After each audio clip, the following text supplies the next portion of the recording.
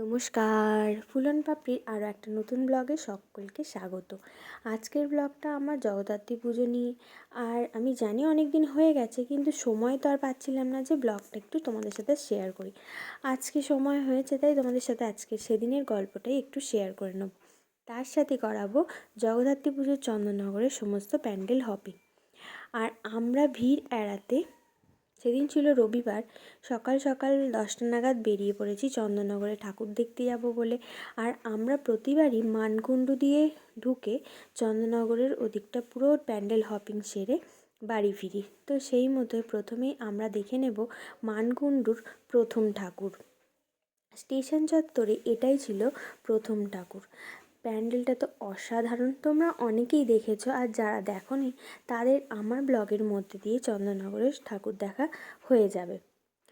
আর তোমরা তো সবাই জানো, প্যান্ডেলে যতই কারুকার্য হোক না কেন, ঠাকুর কিন্তু একদমই সাবেকি, আর তার আভিজাত্যটাই আলাদা। এই প্যান্ডেলটা ভীষণ সুন্দর, প্রথমেই আমরা দেখে নিয়েছিলাম। আর এই প্যান্ডেলটা দেখার পর আমরা দ্বিতীয় প্যান্ডেল সেটা দেখেছিলাম, একটু অন্যরকম। এটা মেনলি চাষবাস নিয়ে এই প্যান্ডেলটার কারুকার্য করা।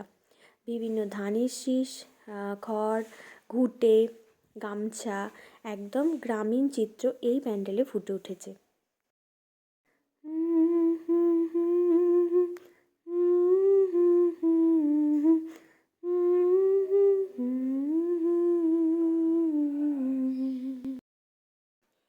এটা ছিল আমাদের দেখার তৃতীয় প্যান্ডেল। এই প্যান্ডেলটা সেজে উঠেছিল গাড়ি এবং বিভিন্ন যন্ত্রবিশেষের ভাঙাচোরা অংশ দিয়ে।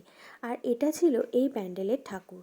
আমরা যখন এখানে পৌঁছালাম তখন এখানে অঞ্জলি হচ্ছে। আর এই প্যান্ডেলটা যেহেতু একদম ফাঁকা, বেশ আলো ঝলমল, তাই ছবি তুলে নিলাম একটু। এই প্যান্ডেলটায় ফুটে উঠেছে নারী শক্তি। একটা নারী কিন্তু এখনকার দিনে পিছিয়ে নেই, সমস্ত কিছুই একটা মেয়ের দ্বারা সম্ভব। কিন্তু কোথাও গিয়ে যেন মেয়েদের নিরাপত্তাটা অনেকটা কমে যাচ্ছে। আর এই প্যান্ডেলে সেই নারী শক্তিকেই ফুটিয়ে তোলা হয়েছে। প্যান্ডেলের ভিতরের কারুকার্যটা আবার একদম অন্য ধরনের গল্পও বহন করছে। ভীষণ সুন্দরভাবে চতুর্দিকটা সাজানো হয়েছে। কোথাও গিয়ে যেন মনে হচ্ছে সাতমহলা বাড়ি, আবার কোথাও যেন ঘন জঙ্গল।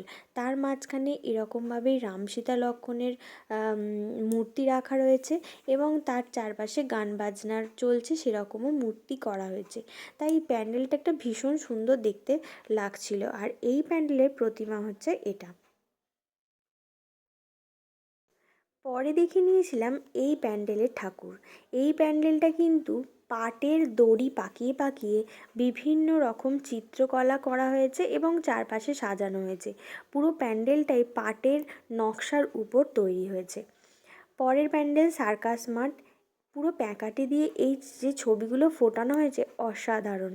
আর এই প্যান্ডেলের ভিতরে যে কারুকাজটা, আর বাইরেটা তো একটা পুতুল, তার সামনে একটা ঘোড়া বসানো, রাজস্থানের যে পুতুলগুলো হয় ঠিক সেই রকম দেখতে।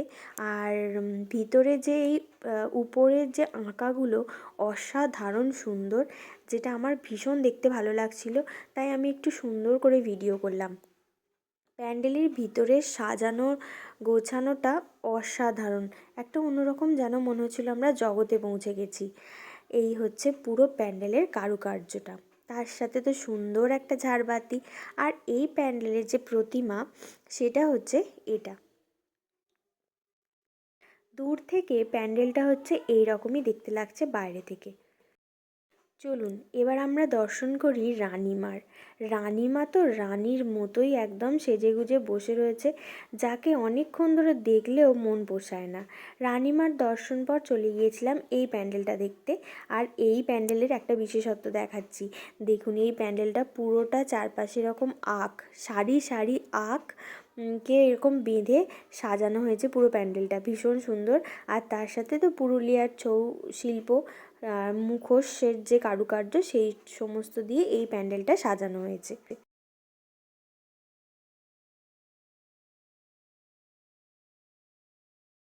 এই প্যান্ডেলের প্রতিমা হচ্ছে এটা।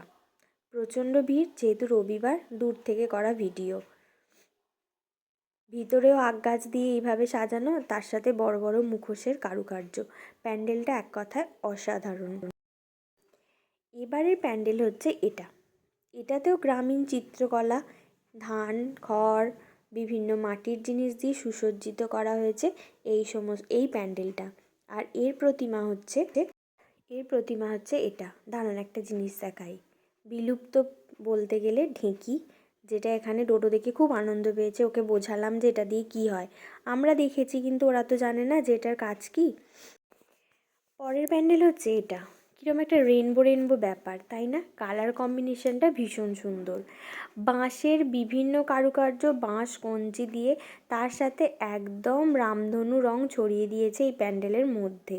কালারফুল আর ভীষণ সুন্দর। বাঁশকে যেরকম ছোটো ছোটো করে কেটে একদম ঝুড়ি ভাজার মতো দেখতে লাগছে, যেটা আমার ভীষণ ভালো লাগছিল। চলুন প্রতিমাটা দেখে নেওয়া যাক। এটা হচ্ছে প্যান্ডেলের ভিতরটা, আর এই হচ্ছে এই প্যান্ডেলের ঠাকুর। পরের প্যান্ডেলটা আরও সুন্দর, একদম মধুবনী চিত্র, চারদিকে মধুবনী আর্ট একদম ছড়ানো। আর এটাও একদম কালারফুল, যেটা চোখের একটা অন্যরকম আনন্দ দেয়। ভীষণ সুন্দর, ছোটদের তো ভীষণভাবে আকৃষ্ট করছে। বিভিন্ন রকম আঁকা, বিভিন্ন রকম ডিজাইন, আর এখনকার বাচ্চারা তো আঁকতে পারে, তাই ওদের বেশ নজর কাড়ে এই ধরনের প্যান্ডেলগুলো। আর এই প্যান্ডেলের প্রতিমা হচ্ছে এই ঠাকুরটা। তারপরে আমরা চলে গিয়েছিলাম এখানে। এটা বার্তা দিচ্ছে গাছ না কাটার, বৃক্ষছেদন না করার, যেটা এখনকার দিনে খুবই দরকারি। আর এই প্যান্ডেলটা কাঠ কেটে বিভিন্ন রকম মূর্তি বানানো। গাছ কাটলে গাছেদের যে উপলব্ধিটা হয়, সেই সমস্তই বিভিন্ন ধরনের চিত্র এই প্যান্ডেলের মাধ্যমে ফুটিয়ে তোলা হয়েছে।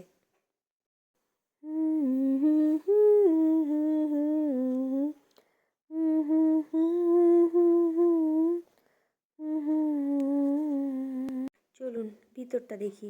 এই হচ্ছে প্যান্ডেলের ভিতরের ছবি, ভিতরের দৃশ্য। আর এই হচ্ছে এই প্যান্ডেলের প্রতিমা।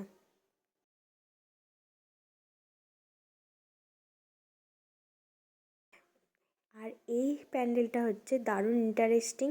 এটা হচ্ছে কৌন বানেগা করোড়পতি সেট। এই প্যান্ডেলের ভিতরে এটা অমিতাভ বচ্চনের স্ট্যাচু, এটা সৌরভ গাঙ্গুলির, সামনে স্ক্রিন রাখা এবং চারপাশে দর্শক বসে, তার মাঝখানে মায়ের আরাধনা। এই প্যান্ডেলের ভিতরটা ঠিক এরকম। বাইরে থেকে দেখলে বোঝা যাচ্ছে না প্যান্ডেলের ভিতরে কী হচ্ছে, কিন্তু ভিতরে ঢুকলেই বেশ ইন্টারেস্টিং, বেশ সুন্দর, অন্যরকম একদম একটা প্যান্ডেল। আর এই প্যান্ডেলটা এবার যেটা দেখাবো সেটা হচ্ছে জগদ্ধাত্রী পুজোয় আমি এবারে যতগুলো প্যান্ডেল দেখেছি তার মধ্যে আমার কাছে এটা লেগেছে সবার সেরা। ভীষণ সুন্দর, বাঁশের মধ্যে যে ডিজাইনগুলো সত্যি অপূর্ব। এই দেখুন, ভীষণ সুন্দর। এইভাবে পুরো প্যান্ডেলটায় এইভাবে বাঁশের ডিজাইন করে সাজানো, আর তার সাথে প্যান্ডেলের যে আকারটা যেন মনে হচ্ছে আমরা বিদেশ বিভুঁয়ে চলে এসেছি। বেশ সুন্দর ত্রিভুজ আকৃতি পুরো প্যান্ডেলটা। আর প্যান্ডেলের সামনেটা বেশ এরকম ফাঁকা, আলো খেলছে, ওই জন্য আরও ভাল লাগছে, খোলামেলা।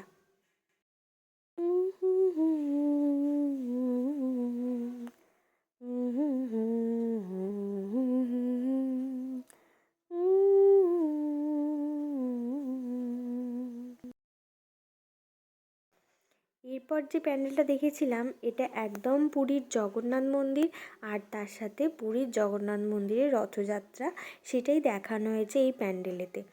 তার সাথে গৌরনিতাইয়ের চিত্র। এই প্যান্ডেলটার মধ্যে জগদ্ধাত্রী ও পুরীর রথযাত্রা দুটোই ফুটে উঠেছে এই প্যান্ডেলের মধ্যে। আর এই প্যান্ডেলের ঠাকুর হচ্ছে এটা। ঠাকুর দেখতে দেখতে অনেকটা সময়ই পেরিয়ে গেছে। এবার তো পথ নো এন্ট্রি করে দেবে। এবার যারা পায়ে হেঁটে ঠাকুর দেখবে তাদের জন্যই একমাত্র খোলা থাকবে। আর আমরা বেরিয়ে যাব বাড়ির উদ্দেশ্যে। আমার এই ব্লগটা যদি ভালো লাগে অবশ্যই আমার ইউটিউব চ্যানেলটাকে সাবস্ক্রাইব করো এবং Facebook page full on Papri follow করো। দেখা হবে আবার নতুন দিনের গল্প নিয়ে। আজকের মতো টাটা।